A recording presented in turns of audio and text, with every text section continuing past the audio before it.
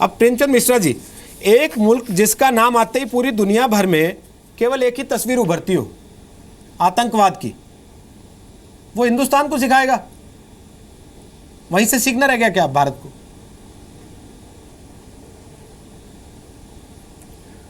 देखिए, पाकिस्तान की फितरत है, उसे अगर थोड़ा भी ये एहसास होता है कि आज़ाद हम भी हुए और आज़ाद वो भी हुए थे, आज वो कहाँ है और आज हिंदुस्तान कहाँ है, तो ये अगर कोई भी पाकिस्तान के हुक्मरान ने कभी इस पर सोचा होता तो पाकिस्तान की आज वो हालत नहीं होती जो आज उसकी है।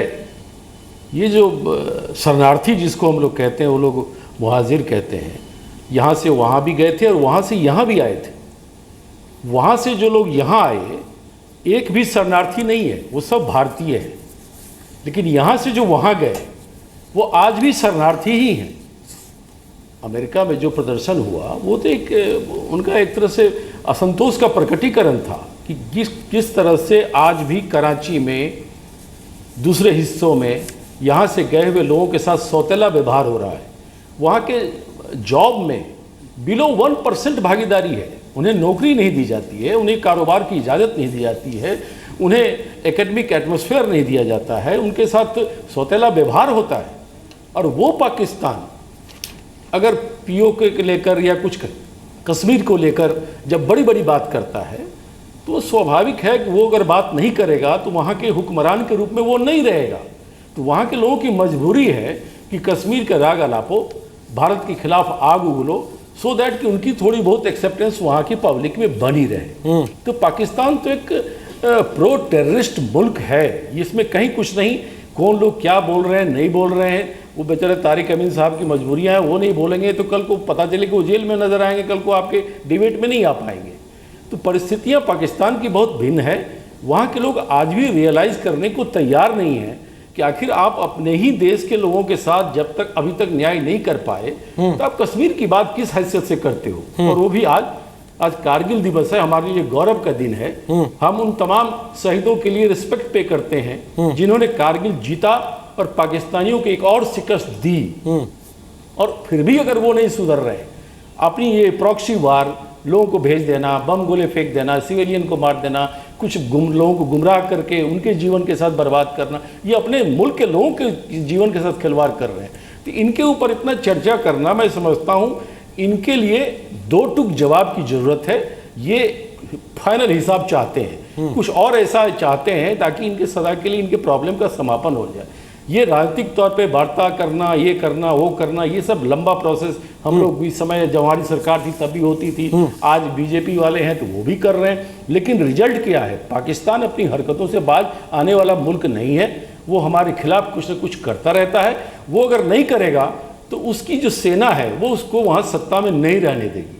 ये मजबूरी उनकी ये है। ठीक, वो तो कठपुतली है जनाब, वो हुक्मरान है ही नहीं। पाकिस्तान के हुक्मरान नहीं होते हैं। ठीक, वो सेना की कठपुतली है। जो कठपुतली होता है वो तो उसे डांस करेगा जो उसे वो लोग नाचना चाहे। ठीक है तारिक फतेह, तो लेकिन समझता हूं कि पाकिस्तान को दो टूक जवाब देने की जरूरत है। ठीक, और इस मामले में पूरा मुल्क एक साथ है। ठीक है, लेकिन तारिक फतेह, एक चीज मैं आपसे पूछना चाहता हूं। जो बात अभी नुसरत अमीन कह रहे थे कि भाई जब कम्युनिज्म आ रहा था तो दुनिया उसको समझ नहीं पा रही थी, सबको लग रहा था पता नहीं क्या हो रहा है। ऐसे ही पाकिस्तान को भी दुनिया समझ नहीं पा रही, जबकि मुझे लगता है कि पाकिस्तान से बेहतर दुनिया ने किसी और चीज को समझा नहीं आज की तारीख में। इसीलिए सारी दुनिया एक आवाज में कह रही है ना कि टेररिज्म यहीं से इंपोर्ट हो रहा है सब जगह। देखिए, पाकिस्तान को अगर देखना है तो आप ये अंदाजा लगाइए कि पाकिस्तान और बांग्लादेश में क्या फर्क है। 1971 के बाद वो हिस्सा पाकिस्तान का जो डिपेंडेंट था वेस्ट पाकिस्तान पे, उसकी आज पॉपुलेशन कंट्रोल पाकिस्तान से बेहतर है, सोशल ग्रोथ ज्यादा है, उसकी टका जो है that is more valuable then the Pakistani रूपी, उसके आउटपुट ज्यादा है। एवरी सोशल लेवल जिससे आप मेजर करते हैं सोसाइटी को, वो Bangladesh is about 25% above Pakistan. Why? Pakistan के अंदर जो इन्होंने कहा कि रूरल पॉपुलेशन है और उसकी वजह से टेररिज्म होता है। Terrorism has nothing to do with rural populations.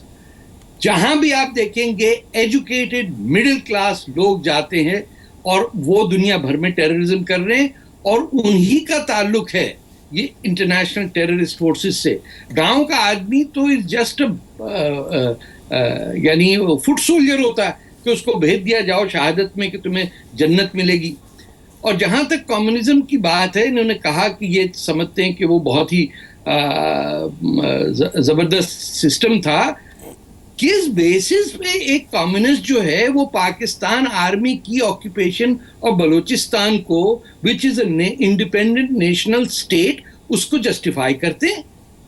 Gilgit Baltistan जिसकी जबान जो है वो लद्दाख और वहां तिब्बत और आपके भूटान से मिलती है, उस पर कब्जा किया हुआ आपने। आप यकीन मानिए पूरे पाकिस्तान का जो ऑक्यूपाइड कश्मीर का इलाका है, वहां एक शख्स ऐसा नहीं है जो कश्मीरी भाषा में बात कर सके। उस माहौल में आप बताइए, अभी इलेक्शन हुआ, ये आजाद कश्मीर की सपोजिट जो ये टर्म यूज करते हैं, वहां जो पंजाबी सेटलर्स हैं उन्होंने नवाज शरीफ साहब की पार्टी को कोई 31 सीटें जिता के असेंबली का हो गया।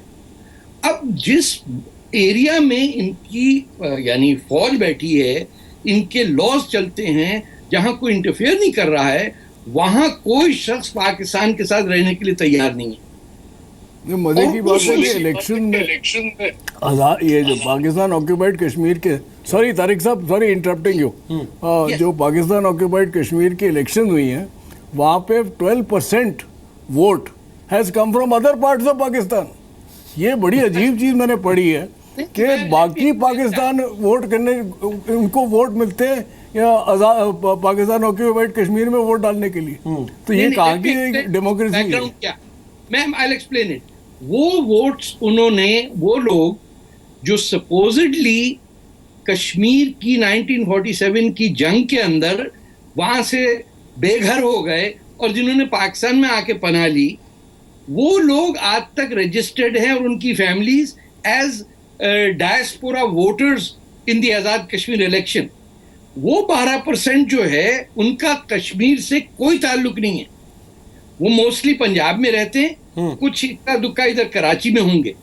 लेकिन आप अंदाजा लगाइए कि एक, चाहे उसको आजाद कश्मीर कहिए, पाकिस्तान ऑक्यूपाइड कश्मीर कहिए, जो पाकिस्तान के कंट्रोल में एरिया है, और कराची जो दुनिया का 7th लार्जेस्ट सिटी है, आप अंदाजा लगाइए खबर आए कि न्यूयॉर्क के मेयर को फौज उठा के ले गई, या ब्यूनस आयर्स की, या दिल्ली की, या जकार्ता के मेयर को अरेस्ट करके ले गया। कराची का इलेक्टेड मेयर वसीम अख्तर खान, जिनका सहारनपुर हिंदुस्तान से ताल्लुक है उनके माँ बाप का, उनको उठा के ले गए, कराची जेल में बंद है वो, और ये बोल नहीं सकता कोई वहां पे। मैं तो वहां कराची की पैदाइश है, मुझे पता है कि किस तरह एक पूरी सोसाइटी को ऐसे डिवाइड किया। पहले उर्दू बोलने वालों को सिंधियों से लड़ाया, फिर सिंधी जबान पे पाबंदी लगाई, और जहां तक रूरल पॉपुलेशन की बात है, सिंध के अंदरूनी हिस्सों में जहां आम किसान रहते हैं वहां इंडिपेंडेंस मूवमेंट है। पूरे बलूचिस्तान में जहां कहीं एजुकेशन नहीं है, लोग बकरियां ऊंटों को रेज करते हैं, बड़ी बुरी हालत है।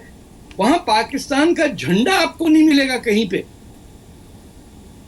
तो इतना जुल्म करना दूसरों पे और फिर बात करना पाकिस्तान की वो ग्रेटनेस पे के या political difference, this is not, it is expression of a Pakistan Punjabi military and its colonial rule over the rest of the territories. ठीक।